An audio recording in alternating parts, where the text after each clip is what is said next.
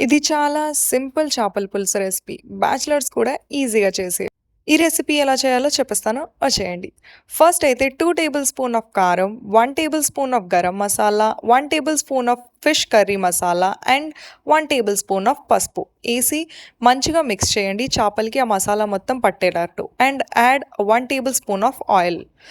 ఇంకొక ప్యాన్ తీసుకొని దాంట్లో 3 టేబుల్ స్పూన్ ఆఫ్ ఆయిల్ వేసుకోండి. ఈ మసాలా అంతా పట్టించిన చేపల్ని ఒక్కొక్కటిగా వేసి మంచిగా ఫ్రై చేసుకోండి. And add 1 tablespoon of ginger garlic paste also. And అది జరుగుతున్నటప్పుడు ఇంకొక సైడ్ టమాటో, ఆనియన్స్ అండ్ చింతపండు వేసి మంచిగా ఇలా పేస్ట్ లాగా ప్రిపేర్ చేసుకోండి. దాన్ని ఆ చేపల్లో యాడ్ చేసి 1 టేబుల్ స్పూన్ ఆఫ్ సాల్ట్, ఇంకా మీ టేస్ట్‌కి తగ్గట్టు కొంచెం బెల్లం కూడా యాడ్ చేసుకోండి స్వీట్‌నెస్‌కి. అండ్ దాన్ని మంచిగా మిక్స్ చేసి ఒక 10-15 మినిట్స్ దాన్ని మంచిగా బాయిల్ అవ్వడానికి వదిలేయండి. దాని తర్వాత వేడి వేడి అన్నంలో కొంచెం చేపల పులుసు వేసుకొని టేస్ట్ చేస్తుంటే ఉంటది. जंपर में बम्पर।